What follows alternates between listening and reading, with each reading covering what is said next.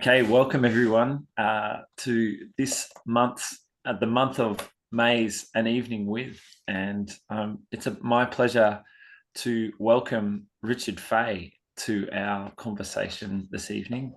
Richard will be talking about the deeper waters of exploring grief and loss.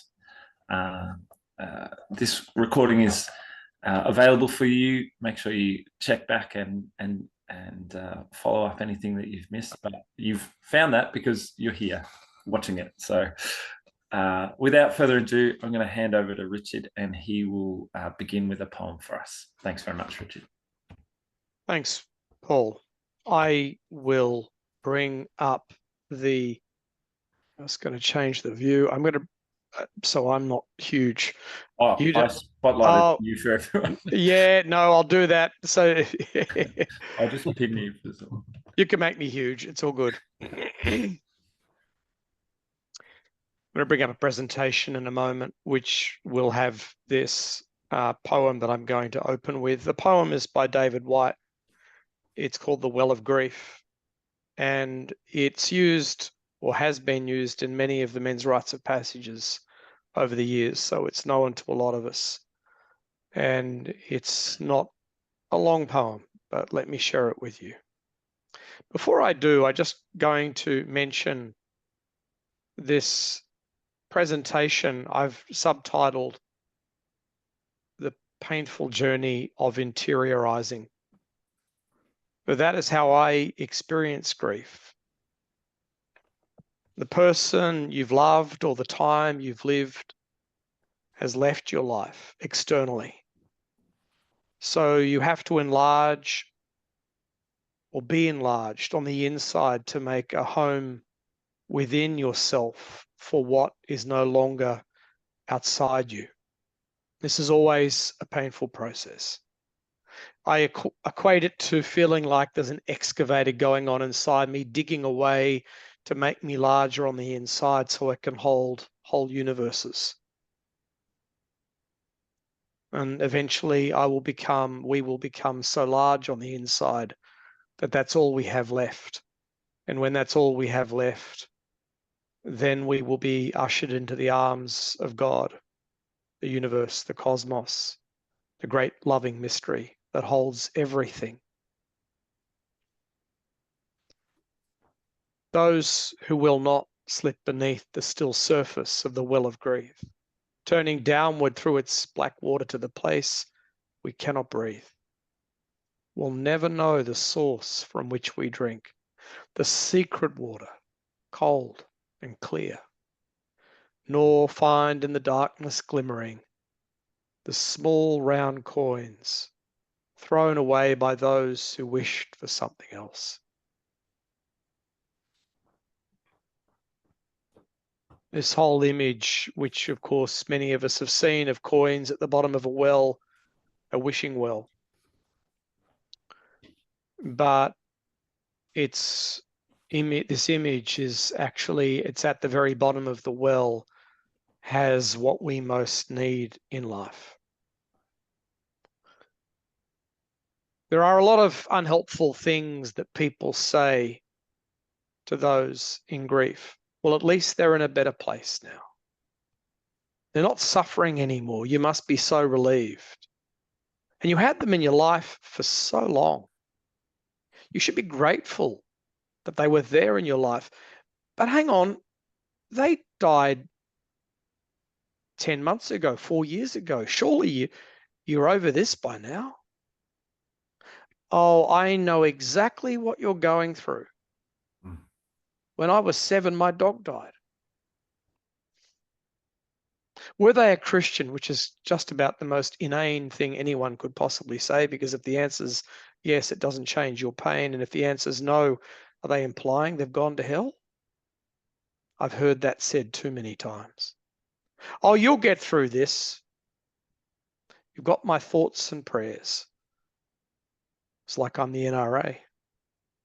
Oh, there's this podcast you need to listen to. There's this book you've got to check out.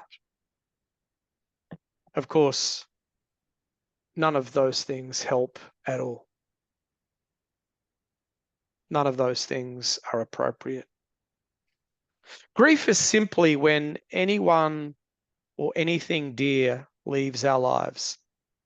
This could be through death. It could be through relocation. We move to a different town or city, or disruption. For whatever reason, our career ends, the one that we're in. Stage of our life ends. One of my deepest griefs was when my eldest son moved to Adelaide a decade ago, which marked the end of our time as a family together under one roof. Rich, wonderful years. And then suddenly they were over. And I sobbed. We accumulate grief. We never get rid of grief. We never get over grief. It enriches our lives if we make room for it, or it stalks us if we try to avoid it. The truth is that if my father walked into this space right now, all of you would become irrelevant and I would be sobbing in their arms. And my relationship with them both was complicated, but they've left such a mark within me that I didn't wake up this morning grieving my parents. And I only know that that grief is there if they did show up or if I spend much time with it. I'm going to come back to the room. There was a retreat for men who'd done the rites, and one of the brothers here is instrumental in it. I won't point him out to save him any awkwardness, but we shared that poem, and Steve Freeman and one other, I'm not sure who it was, made a simple decision to get a tub of water and stick it in the middle of a circle of men. And having read the poem, just invite men to lean over that tub of water and speak to the well of grief. Well, one dear brother modeled it for all of us. And his tears, his honesty, his transparency invited many other men to follow. And over the next 90 minutes or so, that tub of water was filled with snot and saliva and tears.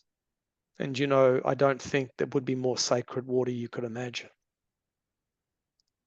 I found myself a little bit of a fraud because at that point in my life, I was dealing with no particular pain. I was very content in my life. I felt my period of grieving, at least at that stage of my life, was over. But I felt I should at least follow the other men. So I walked over, knelt in front of this tub of water, looked at my own reflection and spoke these words. I visited you in the past and I know I will visit you again, but it seems you are not necessary in my life right now. I have nothing to bring to you. And then, like magic, the tears started flowing. So it is with grief. It might amaze us if we could see the faces of those who walk past us in the street, at work, school, in the shopping mall, the grief that's just behind the eyes, the yearning and longing that makes us who we are.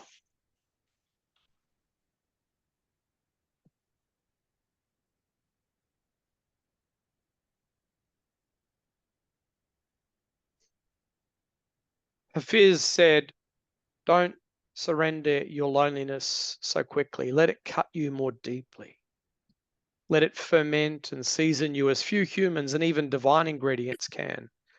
Something missing in my heart tonight has made my eyes so soft, my voice so tender, my need for God absolutely clear.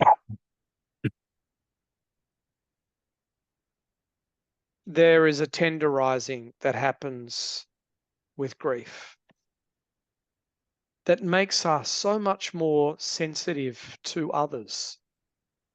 It creates empathy and compassion, and therefore a deeper sense of connection. There's a solidarity when you are with someone who is grieving. the Jews have a thing called sitting Shiva. And I was given the terrible, and I do mean terrible, honor of leading the funeral service for Rob Jones's son, Luke, who died now 14 years ago, I think. He was only 21. And I found my favorite t-shirt and I wore it over whatever I was wearing to the funeral, and I ripped it. I rent my garment, which is one part of sitting Shiva. You wear your favorite garment and you rip it. Why? Because you're saying even precious things in my life are of no value in the face of your grief. And I want to reveal my heart to you. Sitting Shiva involves sitting with somebody for 7 days, providing them with food, with sustenance, and with presence, to only respond if they speak, but not to initiate any conversation with them, but simply provide companionship, to tend to them. It's a beautiful way to walk with someone in grief for 7 days. And what we do in our society is, the funeral's over and then everybody goes home and the grieving person goes to an empty house. I think we could learn a lot from traditions that are thousands of years old. And there's a sterility to how we process grief. It's all done in funeral homes with lovely fountains and everybody dressed very formally, and plush carpet and soft music. But most cultures would involve that kind of rending garments, wailing, howling, sobbing.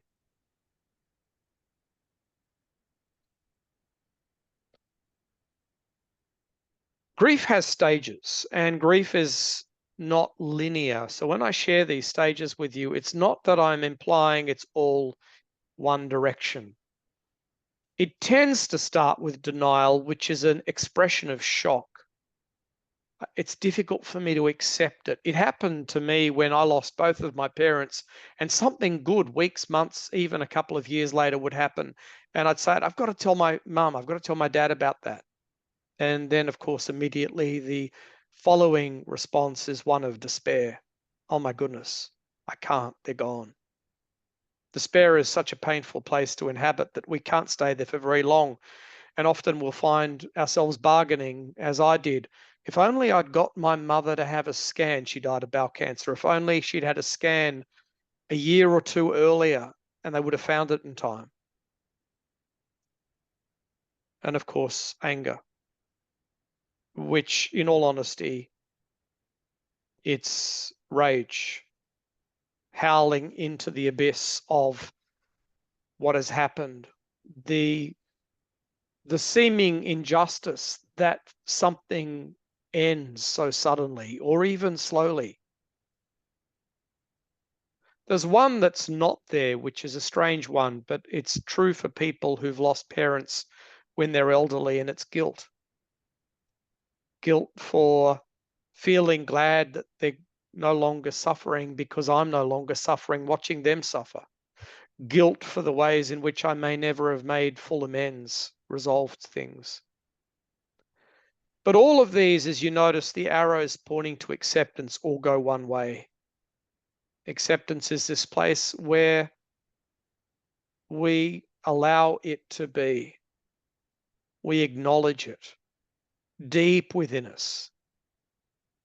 You can acknowledge in denial, but you're not acknowledging. Despair is usually, or depression is usually the fourth stage where you can end up, but acceptance is the place where you move into a more open space. You can get on with it. My darling dog of 20 years, it sounds absurd to say it, but my darling dog of 20 years died this time last year. In fact, this week last year, just a couple of days ago last year. 20 years. And he died in my arms.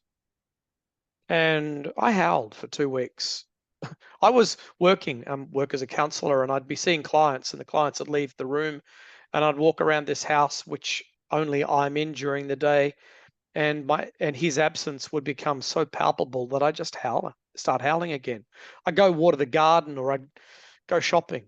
I'd come back home and he wouldn't be at the window, and I'd howl again. It's funny, I processed it quite quickly because of that. I still miss him terribly. But I accepted it because I allowed the despair to crush me. And then the last stage is meaning. David Kessler, who wrote with Elizabeth Kubler-Ross, who came up with these 5 stages of grief, Elizabeth Kubler-Ross initially wrote in the 1960s, and she continued to write, and she wrote with Kessler, wrote 2 books with him in the 1990s. And he wrote in his book on finding meaning that there is this 6th stage, which is called meaning. And I'm going to talk briefly about it. I just want to talk about those stages. The thing is to allow each stage to happen to us, and it will choose its own time frame. It won't wait for us. It will not comply to our expectations. You'll be at work and suddenly you will be struck with anger or grief, and it will be like a full force gale. And there's not a thing you can do about it. And if you try to suppress it, you do damage to yourself. You slow down the whole process. The point is to not stay stuck in any stage too long. If you've known grief, to check in with yourself and ask, is there a point of my grief where I am stuck?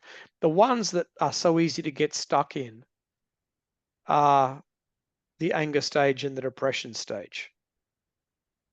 And I'll talk a little more about why we can get stuck there in a little while. But coming back to David Kessler, Elizabeth Kubler-Ross never wanted to imply that these stages were linear or that we would get to acceptance and that would be it. The whole point is that we would keep moving with our grief for as long as we get to live. He realized, witnessing so many griefs, including his own grief, that grief crystallizes life around the question of meaning. I'll give you an example. It's about 9 o'clock in the morning, 9:30 in the morning on a weekday morning in early September 2001. The sun is shining, but 2 buildings are burning.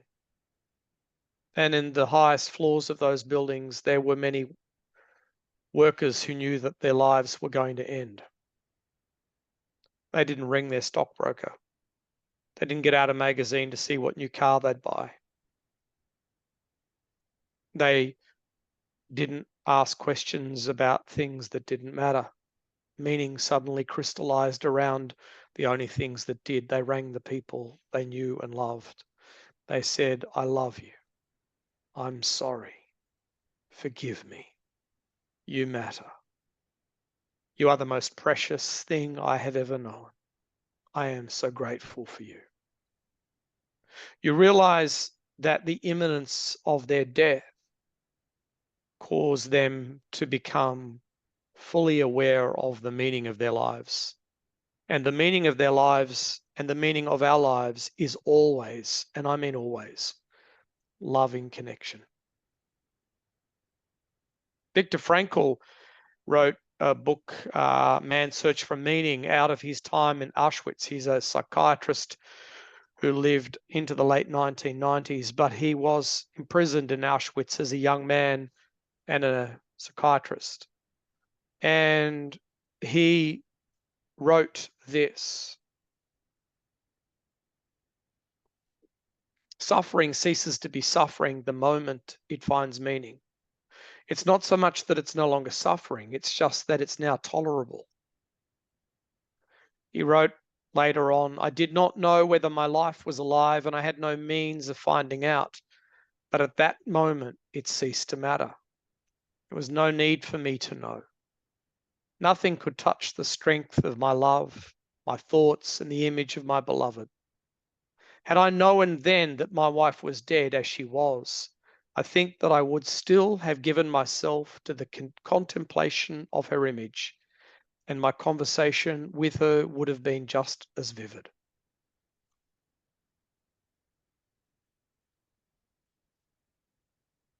One of my sons is considering a job opportunity in another city. He would be leaving Brisbane. He may not take this opportunity, but he might. But he said, as soon as I contemplated, suddenly the very home I live in became precious. The people around me, my friends, my family, became precious. The city that he lives in, everything he saw with a new light as precious and sacred, as friends, as intimate others, which is extraordinary when you think about it. Grief does that in a way that nothing else does.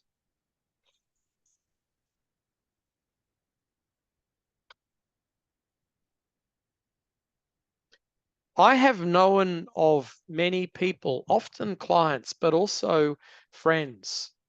I'm thinking of a dear friend now who's about to turn 91, and 4 years ago, I'm going to name him. He's been like a grandfather because I lost my parents when my children were little, and my wife's parents. We faced grief with new birth, which is extraordinary, 30 plus years ago.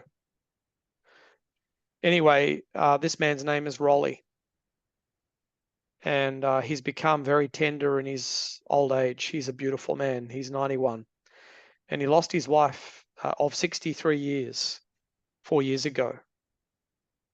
And we went out for coffee on the bay on Monday. It was a public holiday, and so my wife Judy and I and Rolly and one of my sons and his wife and their 2 children came, and we sat at the bay with the water glistening. And he's sitting there and he goes, Bev's here, you know. Everywhere I turn, I see her. I've heard people say this so often, that when someone who's been dear to them dies, they become more intimately aware of their presence than even when they were alive. This is a loving connection. It's our capacity to make meaning.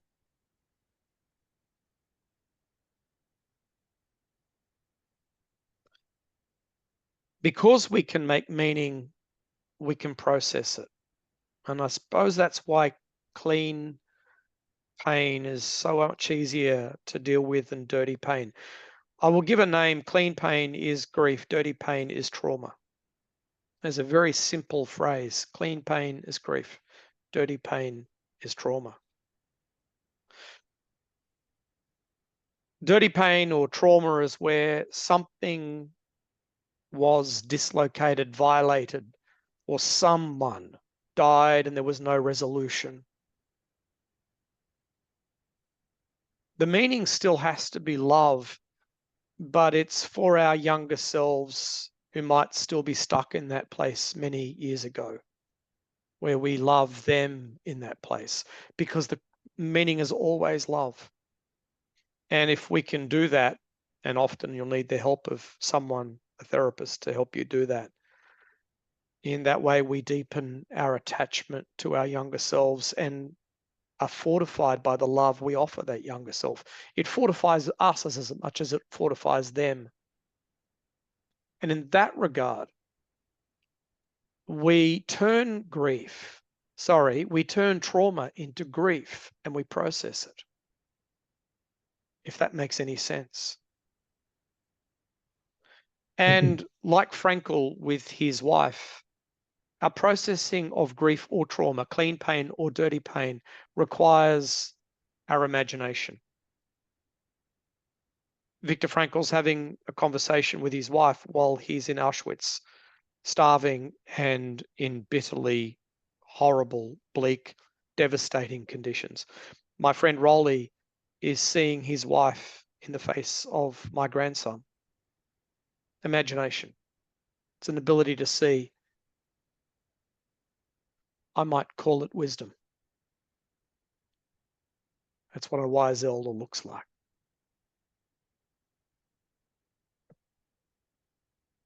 We live in a pain avoidance society, as I mentioned earlier. So grief is usually equated as something to be avoided, something bad. You notice nowadays, not 100 years ago, but nowadays photos always have people smiling. We're all smiling. It's been amped up since the days of social media, where now it's selfie sticks and emojis and trying to curate our reality with everybody's having fun. We're always having fun, as if our lives have meaning if we're having fun. You have wedding photographers, you have baby naming ceremonies with photographers, you have engagement photographers, and so on, but you'll never find a funeral photographer. And yet, anybody who has sat beside someone who has died will tell you that the most beautiful and sacred moments of their lives are those moments. I would say almost an equal measure to holding my newborn sons in my arms is sitting beside my mother-in-law, and my father as they died.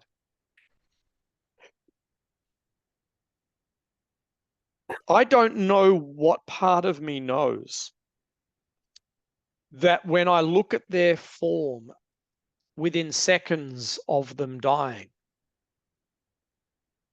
I start grieving deeply at their absence, even as I look at the echo of their presence. All I do know is that that part of me that can recognize their absence, even as I see their still warm form, is the greatest evidence I have that this reality is not everything. I'm not about to do an altar call, and I'm not trying to get evangelical about it.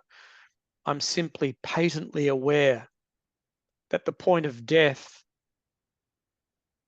is rich with significance beyond our comprehension, and it can only be apprehended. And I have apprehended it.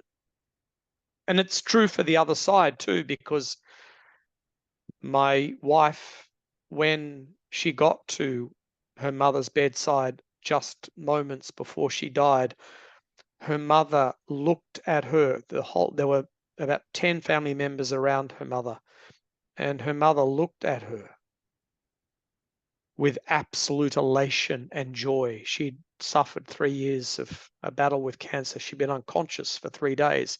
She opened her eyes wide, looked with astonished awe at Judy, my wife, looked out the window, then looked back at my wife with the most inexpressibly deep love, and died.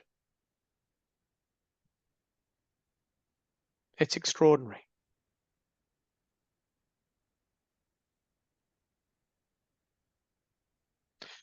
Bruce Watt is known to many of us. He did an evening with in the last little while. Might have been the year before last. I'm not sure. Bruce has done the men's rights. He's been part of our community. He's a dear man. And I need to share, because I asked Bruce's permission today to do this. He worked as a chaplain, and as a chaplain, at one point he had a teenage boy, 13-year-old boy called Drew, who was diagnosed with terminal cancer. Drew died 2 days before his 14th birthday.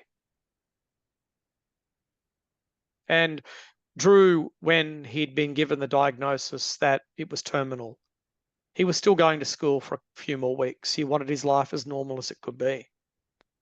And he came into Bruce's office and dropped down on Bruce's couch and looked at Bruce and said, "Well, Doc say, I'm on the way out. I guess this means I'm never going to get laid. And burst out laughing. And Bruce laughed with him. My mother, when she was told the cancer was back and this time it would kill her, within 8 months it did. My parents would never own a microwave because my father always said that the radiation was unsafe because he was very old school. But eventually they relented and they went and bought a microwave. And there it was in the kitchen, brand new, with all the stickers still on it, unplugged. And my wife and my father were standing in the kitchen, and my wife said, "There you are, Ted, you were right. Microwaves do kill you, and this thing's not even plugged in yet." My father looked horrified and then burst out laughing. There's something about death and grief that it includes our humanity, and even the most inappropriate things somehow are appropriate. The story I told you about Bruce, well, he ended up becoming a death doula as well as a funeral celebrant. He found the beauty of grief and loss. He found the deeper meaning that was hiding in it.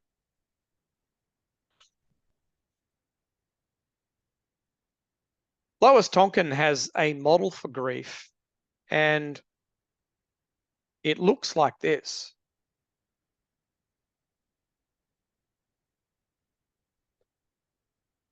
We think that grief slowly gets smaller with time, but in reality, grief stays the same size. And slowly life begins to grow bigger around it. And if you could imagine that red ball bouncing around inside that large circle, every time it touches the edge of that circle, there is pain. Well, if that circle keeps growing in time, the pain will only happen now and then, but when it happens, it will be just as intense as it was all those years ago. Not last year, but the year before, in the day that the team arrived for MROP. And that long hill, anyone who knows the venue, that long hill, I'm walking down that hill on my own, and I stopped and I sat on my bum and I sobbed, I howled. I missed my parents more than I had in years, and I have no idea why. But I haven't had a moment since then. I have these little flashes, but I know those moments as thin places, as the Celts called them, places where somehow God is near, where possibly, if this makes any sense, I don't put any meaning on it, life is near. I'll share this story with you, and this is the strangest story, and I'm a little unapologetic about sounding woo-woo crazy with what I'm about to share. But when my mother-in-law was dying, I was working only a few blocks away. She was in the Wesley Hospital and I was working in Toowong. And so I used to have my lunch in the hospital in her bedroom. She was unconscious for a couple of weeks beforehand. And sometimes she would wake up, but mostly she would sleep while I was there because she was so sick. And I'd just eat my lunch and I would just be a presence to her. And at 36 hours before she died, I went in there as I had, and my wife was sitting talking to other family members outside the room. They're just giving me some space to be alone with Dorothy, my mother-in-law. And I'm sitting there eating my lunch, and I immediately felt this absolute absolute need to leave the room. And I left the room in haste. And my wife saw me and she said, "What's the matter?" I said, "Nothing's the matter." "Why did you leave?" she said. I said, "This won't make any sense at all. But the part of me that knows beyond all knowing would swear black and blue that your father who had died, her father, who had died 20 years earlier, 15 years earlier, was in that room with her. And I needed to leave that room so the two of them were there together." And it would have been the most inappropriate thing for me to stay in that room. And I can't explain it. But it is those, I suppose, anything to do with life that disappears before us, that we don't understand what is beyond, will always sound woo-woo. But when you have those moments, they are trans-rational. They are beyond what the rational mind can hold. I'm going to, this is not the prompt for the breakout rooms, but I'm going to offer to anybody who might find that they haven't processed the grief a simple exercise. This is something that my circle did some years ago. Joe, you might remember it. I'm not sure if you were there, Peter. And it's a really simple exercise. What you do is you get a pad and a pen and you write, "The last time I saw you," and you keep writing.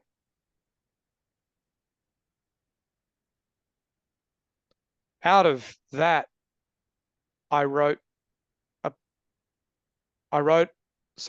backing up a little bit, I wrote this: "The last time I saw you, you were holding my future as your past. You knew it was only always love that bound it all together. But that love is a tragedy in its brief, momentary commentary on everything that mattered.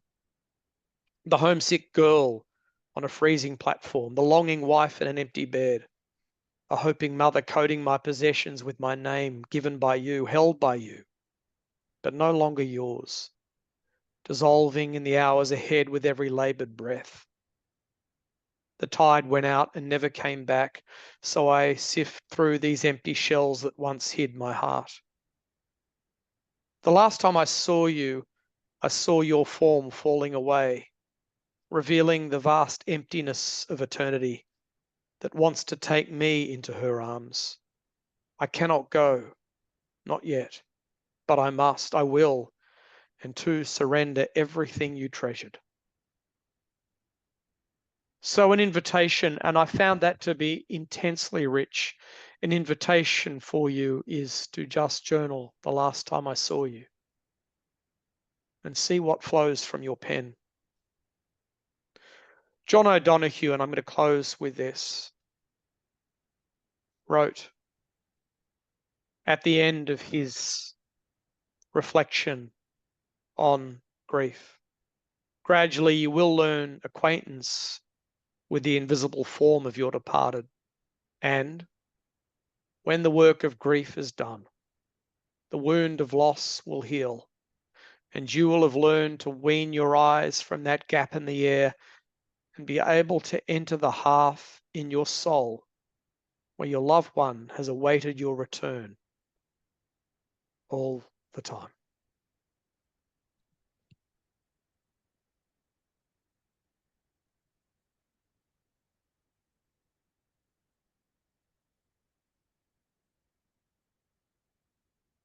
So I have an invitation as we go back into breakout rooms. What spoke to you most from this talk of your own journey with grief? What spoke to you most out of this talk of your own journey with grief? Why did that speak to you?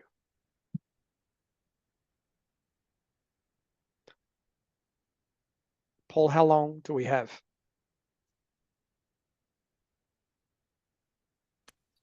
I think we have, we can take a good 10, 15 minutes if people have time.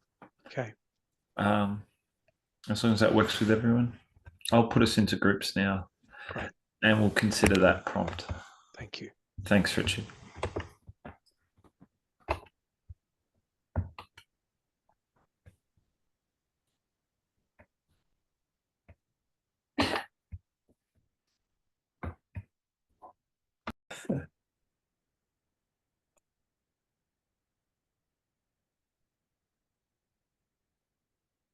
Well, g'day everyone. Apologies if you were in the middle of sharing and we were dropped out. I just was conscious of everyone's time and making sure that we try and stick to our kind of allotted time this evening. I wanted to open up our time together for some opportunity for questions and response. If something that we had in our that Richard talked about that prompted you to think about something else, or you've got a question for him. Dan's got a hand up. Is that a hand, or is that? Yes, I have a question for Richard. Oh, beautiful. Go. Lead us off. You mentioned two. Can you hear me, Richard? I can. Mentioned two stages of grief that people get stuck in. One being anger, and the other being despair or depression. How do you know you're stuck? You will have that energy residing in you as a recurring pattern of your life. You're angry with a lot of things, a lot of people. You feel you're stuck in depression.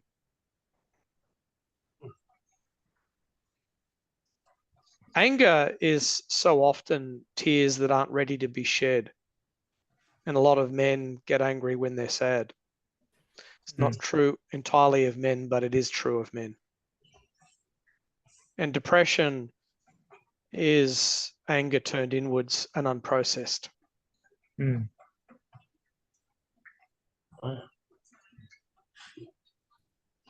That's a thumbs up, I'm thinking. If I do 2 thumbs up, you know what I get? That worked for everyone. No, only if you've got an Apple device. Everyone's doing it now. Yeah. Thanks, Richard. That was really good.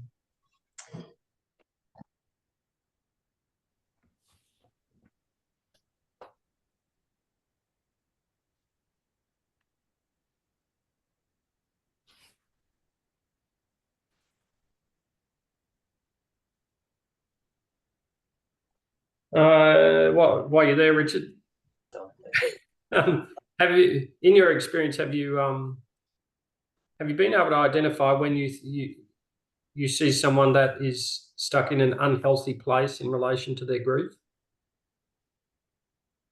Like, do you notice a recurring theme with people, or is it different between different people? Or it's different for everyone because everyone's story is uniquely theirs. I'll share briefly, without mentioning any names, someone who came to me. He was this teenager who was creative and gifted and tender-hearted, but was on the verge of being expelled from his school for being the school bully and taunting and harassing children, other children, his peers. And I got to know his story. And when he was 1 year old, his father, who was a truck driver, was killed in a catastrophic accident.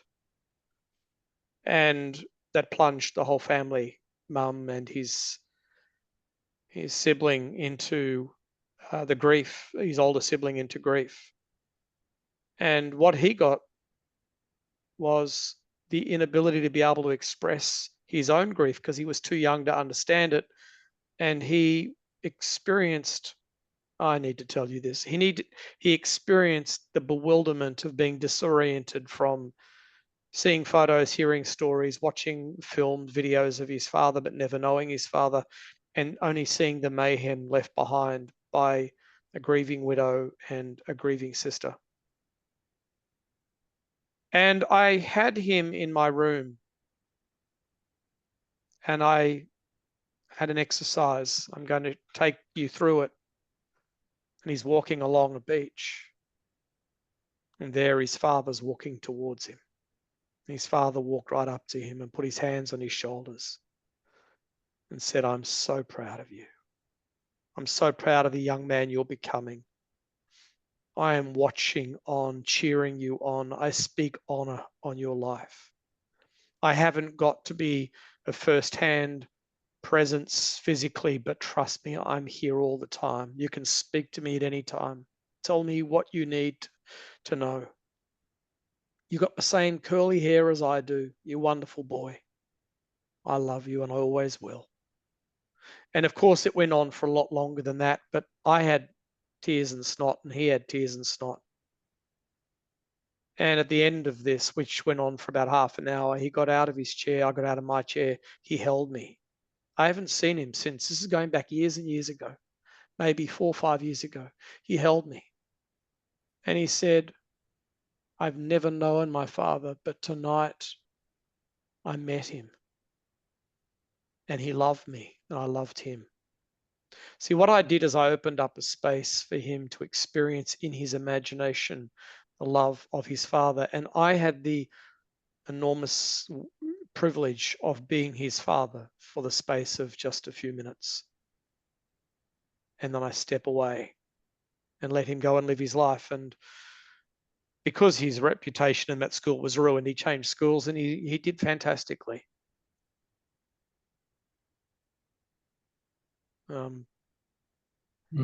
It's extraordinary, but what I saw was this unprocessed grief, this stuck grief, which is just poured out as a reactivity. If you've seen Good Will Hunting, the movie, that's more trauma than grief, but that's another example of it. It's pain, unprocessed. And when it gets processed in the most liminally magnificent scene, of course, there is this reconciliation of self.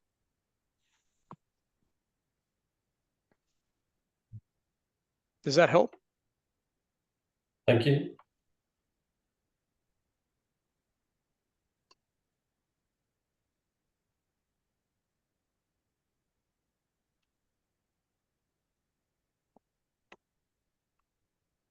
Richard, what do you see as the place of joy within grief? I mentioned in my breakout group that 6 weeks ago my mother passed away, and I felt a lot of gratitude for her life. I've had to process a lot over the years. A couple of years ago, I had to have about 6 months of not having any contact with her to deal with a lot of rage I had towards her for stuff that she'd done to me in the past. But when she died, I felt a lot of gratitude for her, and just for life, and that, you know, really for both of my parents made it to their 90s. So it was like within the sadness and heaviness that I've been feeling, there's been a sense of just this. It's certainly not happiness, but it's a joy. It's like a deeper thing. Yeah, and I'm all too aware of in Christian circles there being, oh, they're in heaven now, we should rejoice, and I think that's a whole lot of bullshit. But it's, I mean, I see, I get the point of it, but I think it speaks to a lot of denial of that. So I guess, yeah, I just wanted to get your thoughts on the place of joy within grief. Anyone who's seen the musical Les Mis would see a very melodramatic story of grief, loss, and joy juxtaposed. Come with me where chains will never bind you, or your pain at last behind you. And remember the truth that once was spoken: to love another person is to see the face of God. What is that? That's such magnificent writing. And there is something in that you were loved, Niels, deeply. And you loved in return deeply. And is that the fruit of that not, I suppose, joy?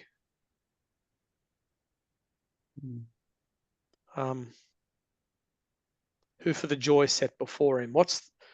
If I'm using scripture, if there's joy set before him, it's the joy of love, of being known and knowing. It's returning to the place that you knew for the first time, that you came from, and knowing it for the first time. It's this coming home. It's like everything is somehow redeemed in grief. I don't fully get it, and I don't think we're meant to. I think we just get this breadcrumbs, these hints, these suggestions.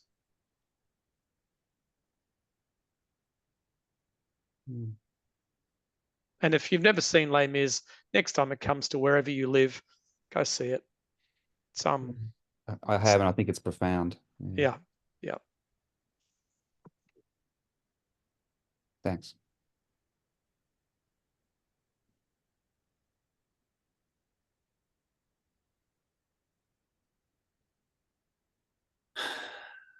To love another person is to see the face of God. What a great line. Come to me, chains will never bind you. Yep. It's a beautiful, beautiful musical. And it is a wonderful story. And I want to offer us a chance to carry these deep questions with us. I feel like tonight we've been invited to carry it in a slightly different way. And I know personally I've been encouraged to pay attention to those deeper waters of grief that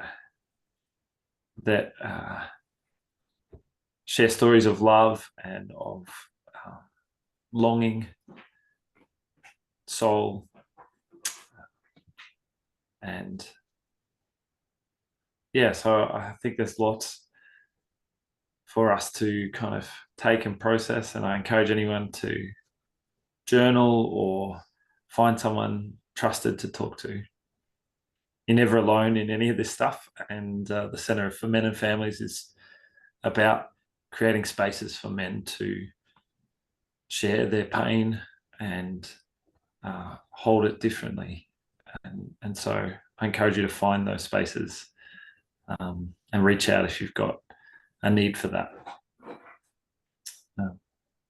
Thank you, Richard, for your sharing. It was very powerful. Thank you, Paul. Thank you, everybody, for your time. Thanks, Richard. Thank you. Thank you.